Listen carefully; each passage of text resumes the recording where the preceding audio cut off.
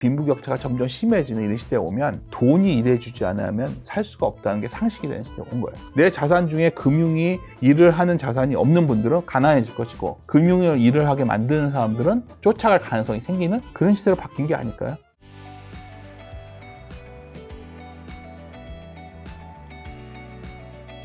말씀하신 대로 삼성전자 4분기 영업이익이 이런 것들로 인해서 19조 원에 달할 것이라는 어닝서프라이즈 전망도 나오는데 실제로 그런 실적을 상회하는 것들이 나올 거라고 보시는 거 아니에요, 그러면? 점점 더 좋아지겠죠. 그래서 이제 나온 결과가 반도체 시가총액이 사상 최고치를 넘어갔다. 잠깐 주춤하고 있지만 넘어가겠죠. 반도체 시가총액이 한 30%가 넘으니까 내 계좌에 반도체가 30% 이상 없으면 뭔가 시장을 못 쫓아왔겠죠. 이러한 흐름은 좀 더 이어질 것 같고요. 그래서 저는 반도체만 좋다는 게 아니라 지금 좋아지는 종목들이 굉장히 국한되어 있어요. 그러니까 많은 사람들이 강시장이 오면 모든 종목이 올라간다고 착각들 하신단 말이에요. 근데 미국은 특히 심하고 버핏도 말했지만 어떤 시대부터는 굉장히 특정 기업들이 끌고 가는 시대가 옵니다. 한번 강시장이 시작되면. 이번에도 버핏이 말대로 아주 좋은 기업을 적당히 비싼 가격에 사는 게 중요하지 그냥 주가 안 올랐다고 별도 있는 회사를 비싸게 산다고 좋은 게 아니라는 거예요. 그러니까 지금 시장은 만약 이번 조정기에 한 10% 내외 조정에서 멈춘 종목들 이런 것들이 좋은 거겠죠. 다시. 그리고 시장을 끌고 가는 이런 소위 AI 산업이라든가 이런 미중 분리 관계에 관련된 기업들 이런 기업들이 한국의 현재 시장을 이끌고 있다면 포트폴리오를 너무 확산하는 것도 좋은 전략이 아니라는 거예요.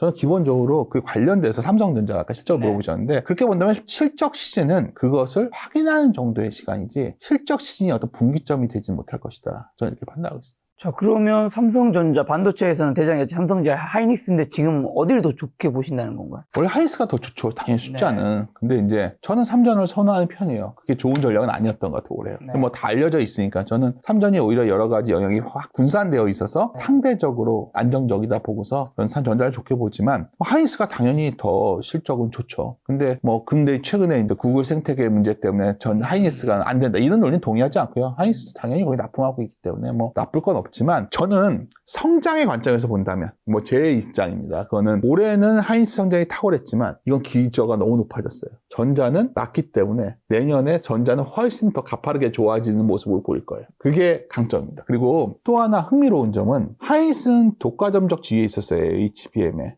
그래서 다 장기 계약을 해 있단 말이에요. 그렇죠. 전자는 잘 못해가지고 이제야 계약을 하기 때문에 훨씬 계약 조건들이 좋아질 수가 있어요, 지금. 그리고 삼성전자가 머리를 잘 쓴 게 어차피 레거시 쪽은 삼성전자가 여전히 파워가 있단 말이에요. 레거시 시장이 너무 좋잖아요. 아까 DRAM, 리젠 같은.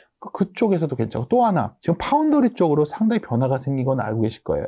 뭐 테슬라 건이 나오지만 어차피 지금 모든 회사들이 자체적으로 칩을 만들려는 시대로 가고 있어요. TSMC 빼고 할 수 있는 기업이 몇 개나 있어요. 전자예요. 전자의 파운더리 비즈니스 사업부도 드디어 뭔가 내년에 턴할 수도 있다. 그런 시각에서 본다면 전자가 올해는 하이닉스에 훨씬 뒤졌지만 내년은 좀 달라지지 않을까? 저는 이렇게 생각하고 있습니다. 근데 삼성전자 시가총액도 굉장히 크게 늘었지만 경쟁사의 TSMC와의 시총 격차가 5년 전보다 훨씬 더 많이 벌어졌는데 TSMC 따라잡기 위해서 시급하게 해결해야 될 과제는 뭘까요? 그러면? 따라하기 쉽지 않죠. 아니 다른 회사예요. 삼성전자는 파운더리도 하고 메모리도 하고 HBM도 다 하는 어쩌면 교육 강의를 보면 EBS 같은데요. 근데 예를 들어서 우리가 이제 학원 다니고 그랬었으니까 그런 거지만 뭐 TSMC는 막 대치동에 무슨 학원이죠. 뭐 전문 학원. 그러니까 이 비용 체계가 다른 거죠. 다른데 다 강점이 있는 회사일 뿐이에요. 그러니까 TSMC가 탁월하게 하고 있는데 이제 TSMC가 다 할 수 없는 정도로 시장이 커지고 있다 보니 삼성전자는 또 파운더리 쪽에서 기회가 생기고 있는 거죠. 그렇게 이해를 해야지 지금 뭐 TSMC를 삼성전자 쫓아가다 그러면 삼성전자가 다 분할해가지고 각자 분사된 회사를 비교하는 게 맞겠죠. 근데 삼성전자가 그러기는 쉽지 않은 상황이기 때문에 사실 다른 전략으로 가고 있는 회사를 굳이 그걸 비교하는 게 맞나? 저는 이렇게 판단하고 있습니다. 그리고 또 SK하이닉스가 D램 생산율 조절에 나설 수 있다는 관측도 있던데 이게 가격 방어를 위한 공급 조절, 실적과 주가에는 긍정적인 신호로 작용되는 건가요? 그럴 이유가 있나요? 지금 뭐 전혀 스캐파가 안 되고 있는데 아마 HBM 쪽에서는 뭔가 변화를 제가 봤을 때는 이건 다 시장에서 말하는 카더라 통신이고 그러니까 자꾸 이제 제가 이제 좀 싫어하는 접근이 뭐냐면 뭐 이런 거예요. 뭐 수급의 방향이 바뀌었다. 뭐 이런 거 정말 막연하고 모호한 개념 아니에요? 예를 들어서 지금 반도체의 핵심 이슈는 만든 물건에 비해서 사갈 사람이 많다는 게 핵심이고 비즈니스적으로 접근한다면 그 비즈니스를 유지하기 위해서 약간 물건을 Q를 줄인다는 것도 마진이 전제될 때 하는 거예요. 그래서 그 기업의 이익은 나빠질 이유가 없는 거죠. 그러니까 그 대표적인 게 캐파 증설을 안 하고 있는 거예요, 이미. 우리가 많은 소부장 업체들 주가를 기대들 많이 하시는데 개인 투자자분들이. 왜 그게 쉽지 않냐면 캐파 증설을 계속 뭔가 미적지근하게 얘기하고 있잖아요. 근데 이유도 있어요. 캐파 증설이 되려면 이제 전제적으로 한전 같은 회사가 엄청 더 좋아져야 돼요. 전기가 어마어마하게 공급돼야 될 거 아니에요. 그렇죠. 근데 지금 전력난이잖아요. 이미. 그러니까 거기 다 기반 시설 만들어져야 될 거고 그 투자하게끔 한전이 그런 캐펙스 투자를 얼마나 해야 돼요? 돈도 없는데. 그럼 한전이 전기를 다 올려줘야 돼요, 지금. 한전을 사야죠, 그러면. 그러니까 이게 비즈니스적으로 제가 이제 나와서 말을 하다가 이제 한 지가 좀 됐으니까 1년 거의 돼가니까 제가 제일 놀란 게 하나 있어요. 그러니까 일반 대중을 만났는데 가장 당황했던 건 뭐냐면 매우 결과론적인 해석만 하고 있다. 결과론적인 해석을 해서 뭐예요? 주가라는 게 결과론적으로 그렇게 된 주가만 판다고 판단할 수 있으면 매일 용이하기 쉬운 이것만 보고서 여기서 이 안에서 판단을 다 할 수 있다면 얼마나 좋겠어요. 그게 안 되기 때문에 이 뒷간이 가는데 이익단 정도는 봐줘야 되는데 이것도 잘 안 보는데 사실 주가가 흔들릴 때는 여길 봐야 되는 거거든요. 근데 그런 시각에서 본다면 아까 어쩌면 뭐 하이닉스의 디램 조절이라던가 뭐 삼성전자가 HBM 진출하면 어떻게 돼 이런 거는 사실은 둘 다 윈 전략으로 가고 있는 상황이에요. 이미. 그 대표적인 게 캐파 증설을 안 하고 있는 거예요. 바보들이 아니라면 굳이 이렇게 좋은 상황을 바꾸려 할까요? 앉아서 돈 먹고 있는 거예요, 지금. 사실 근데 반도체를 예로 든 거고 이런 비즈니스가 은근히 나오고 있어요. 나오는 이유는 심플해요. 만들 것이 중국을 빼는 순간 확 줄어들었으니까. 그래서 아까 이제 오늘 저도 굉장히 반가웠던 질문이 MLCC가 딱 있길래 야 이것도 MLCC 이렇게까지 앵커 나거나 특히 또 삼성전기가 하고 있는 기판 부분도 난리가 났거든요. 기판은 난리가 났어요. 그러니까 이런 부분들도 다 해당되고 있는 상황입니다. 그러면 그 질문 드리면 삼성전기는 AI 서버용 MLCC 수요 증가로 영업이 1조 클럽 복귀를 노리고 있는데 현재 주가 레벨 실적 성장성에 충분히 반영하지 못한 저평가 상태라고 보시나요? 계속 말씀드리고 있던 거예요. 전기도 당연히 들고 가야 되는 종목 중에 하나다. 여기만 있는 게 아니에요. 또 하나 할 수 있는 게 배당 관련해서도 그러니까 우리나라 배당 뭐 거버넌스 케어 이것도 중요한데 뒤에 이제 질문이 있어요. 그때 말할까 했는데 또 글로벌을 비교하는 순간 한국이 되게 매력적이에요. 하여튼 결국 이런 이 캐펙스 투자가 너무 무리하게 해서 심지어 AI 내러티브 자체가 흔들릴 수도 있는 상황까지 왔다는데 이거에 정말 가장 큰 수혜를 받고 있는 한국 기업들이 있는데 많은 사람들이 그 기업들을 되게 불안해한다는 게 저는 매우 아이러니하다고 생각을 합니다. 그래서 이제 이럴 때 제가 좀 소개시켜두고 싶은 책이 있어 하나 가져왔는데 에소스 다모다라는 분이 있어요. 이제 이분이 이제 어떤 분이냐면 밸류에이션 아주 유명하신 분이죠. 근데 이제 이분이 그러니까 그러니까 가치 평가라는 게 숫자만 갖고 하는 건지 사람들이 오해한단 말이에요. 다모다란의 내러티브 앤 넘버스라는 책을 보면 스토리와 숫자가 결합돼야 된다는 거예요. 그러니까 스토리가 있는데 숫자가 없는 기업은 하면 안 돼요. 그 테마니까. 이 결합된 것들을 하는 게 가치예요. 그 가치의 방향을 봐야 된다는 표현이 거기서 나오는 건데 지금 오늘 우리 둘이 하는 얘기 중에서도 이 가치의 방향에 관한 얘기가 꽤 있지 않습니까? 그 방향들이 아직 흔들린다고 보이시나요? 그렇지 않는다고 본다면 여전히 지금 저는 그러한 AI 관련된 한국의 수출 기업들이 매력적이지 않나? 저는 이렇게 판단하고 있습니다. 그리고 또 구글이 자체 칩, TPU 비중을 높이면 엔비디아의 독점력이 약해질 수 있는데 그렇다면 이제 엔비디아를 좀 팔고 구글이나 뭐 브로드컴으로 갈아타야 하는 그런 건가요? 시각들도 있는데 그러니까 엔비디아라는 회사가 엔비디아도 추론형으로 갈 수가 있다는 거죠, 내년에. 그리고 더 중요한 건 엔비디아는 회사예요. 저는 엔비디아 투자 안 하고 있습니다.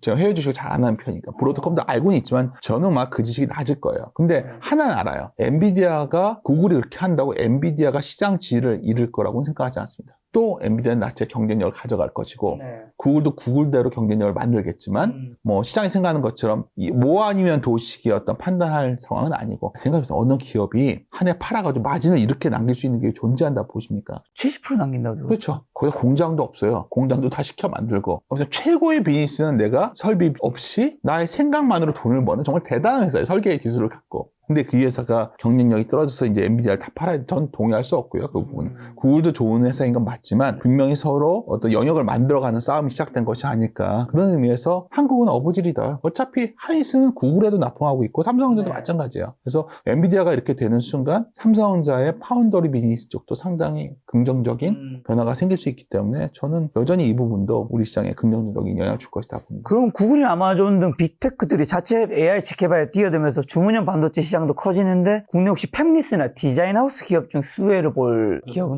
사실 근데 그러니까 이런 게 그 이슈성으로 많이들 이제 연결시켜서 해석들을 하는데 뭐 그런 기업이 있겠죠. 근데 이제 저는 한국은 제조 공장이에요.